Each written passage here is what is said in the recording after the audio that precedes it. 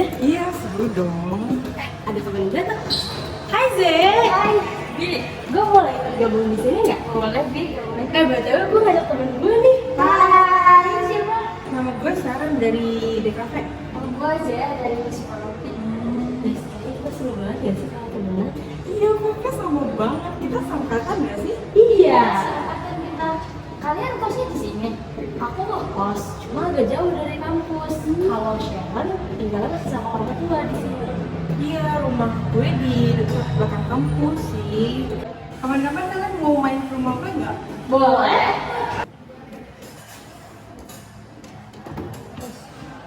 Stres deh. Ada tugas statistik. Rasanya pengen nyerah kuliah. Kenapa? Lo kan pintar. Gue yakin kok lo bisa. Mau dibantuin? Iya, nggak usah terlalu dipikirin. Santai aja, nanti lo sakit loh. Makasih ya, udah jadi temen. Pokoknya terbaik ya. Sama-sama Zek. Itu kan tugas sahabat. Guys, BTW gue punya gosip nih tentang dosen killer di fakultas lo, Ze. Siapa? Pak Budi. Katanya dia suka pilih kasih sama mahasiswa cewek yang cantik. Jangan kayak gitu Sharon. Kan kita nggak tahu kebenarannya gimana. Iya, tapi banyak yang bilang gitu loh. Dan kamu, Ze, hati-hati, Ze, sama dia. Selama ini Pak Budi baik-baik aja kok. Aku belum pernah ngerasain.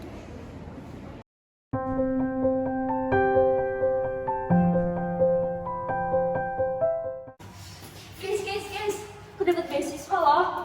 Oh iya sih, selamat ya, kamu keren banget. Ajarin dong gimana caranya. Wah, enak banget ya dapat beasiswa. Aku mau juga dong diajarin.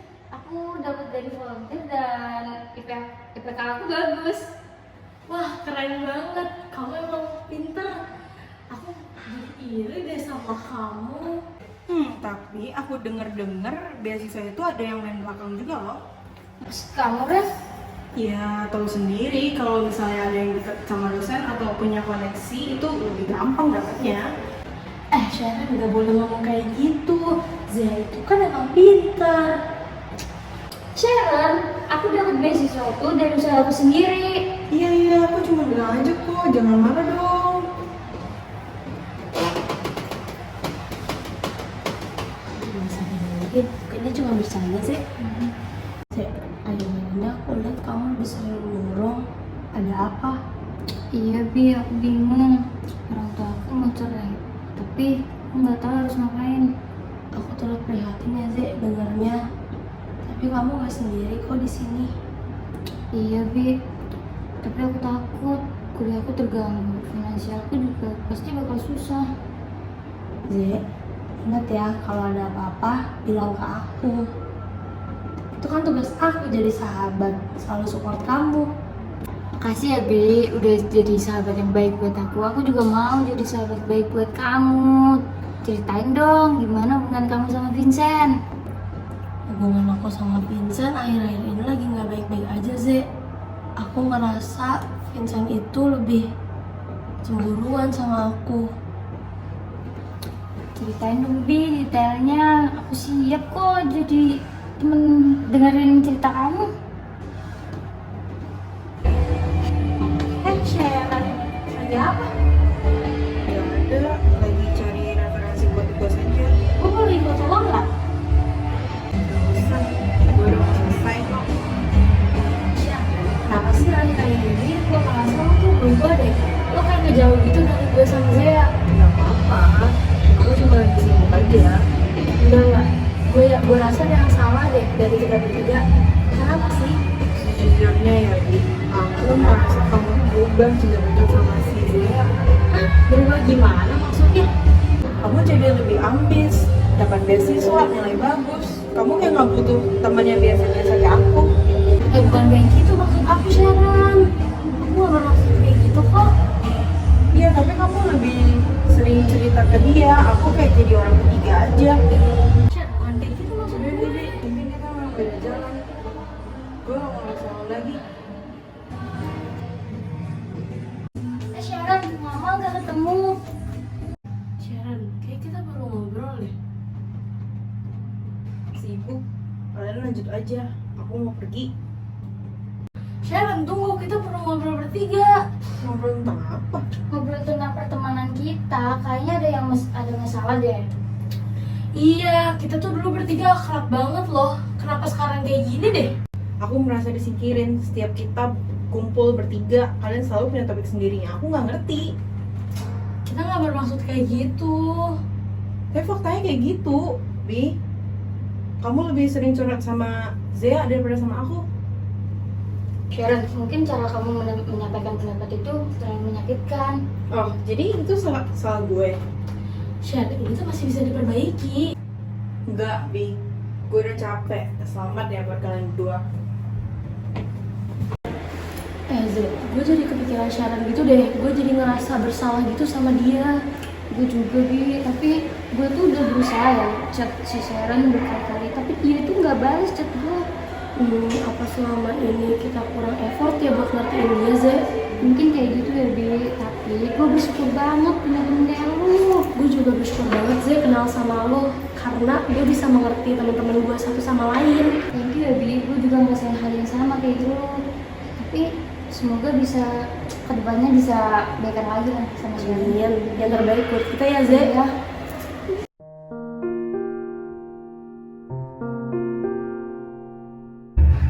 Sharon, boleh ngobrol sebentar? Fine, udah gak ada yang perlu dibahas. Minta maaf, Sharon. Aku nyakitin perasaan kamu. Zea, kita tuh emang beda. Kamu suka yang complicated, aku suka yang simple. Kamu butuh yang proses, aku butuhnya hasil. Iya, Sharon, maaf ya. Mungkin ekspektasi kita berbeda. Iya, dan aku gak mau lagi maksa kamu. Kita berpisah sebagai teman baik aja. Ya udah, kalau gitu, makasih ya buat kenangan kita. Ya, sama-sama, Zea. Semoga persahabatan kalian bahagia ya, Zea.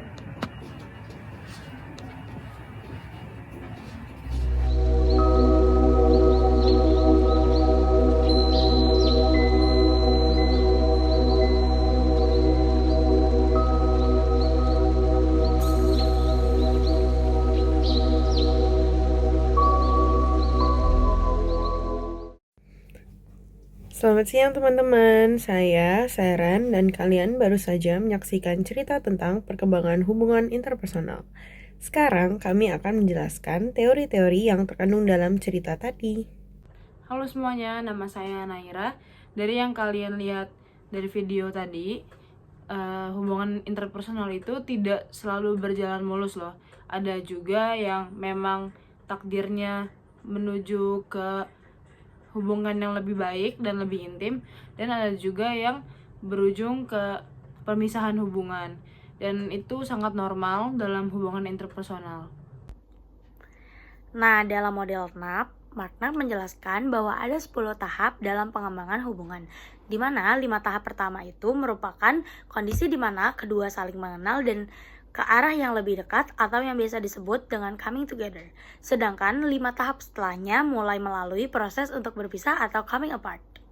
Seperti yang kalian lihat, hubungan Zia dengan Arimbi terjadi karena mereka berdua saling terbuka dan percaya, sehingga terciptalah sebuah bonding yang kuat, menjadi teman yang baik, saling mengerti satu sama lain, atau coming together. Nah, sedangkan hubungan Sharon dengan Arimbi maupun Sharon dengan Zea itu mengalami coming apart atau berpisah, di mana dimulai dari circumscribing, yaitu di saat mereka mulai membatasi topik pembicaraan, lalu berlanjut ke stagnating, yaitu hubungannya mulai memandek, dilanjutkan dengan avoiding, itu dengan membatasi interaksi. Nah, sehingga pada akhirnya sudah ke tahap termination atau berakhirnya sebuah hubungan.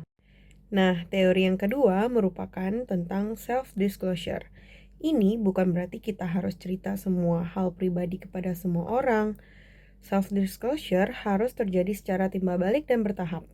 Hal ini yang membuat hubungan Arimbi dan Zea lebih efektif karena melalui 2 tahap itu, sedangkan hubungan dengan Sharon cenderung gagal karena terkadang Sharon terlalu oversharing.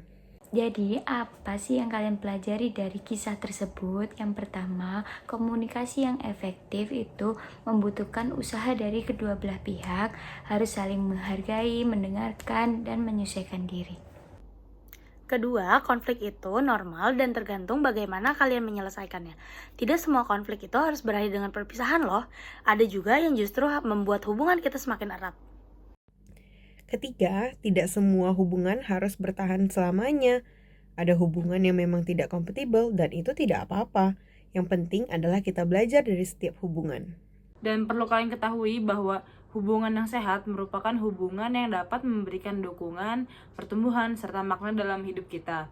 Dan jangan lupa bahwa setiap orang itu memiliki gaya keunikannya dalam berkomunikasi. Jadi sebaiknya kita jangan fokus terhadap perbedaannya, tetapi kita fokus terhadap persamaannya agar kita dapat membina hubungan interpersonal yang lebih baik dan lebih sehat ke depannya.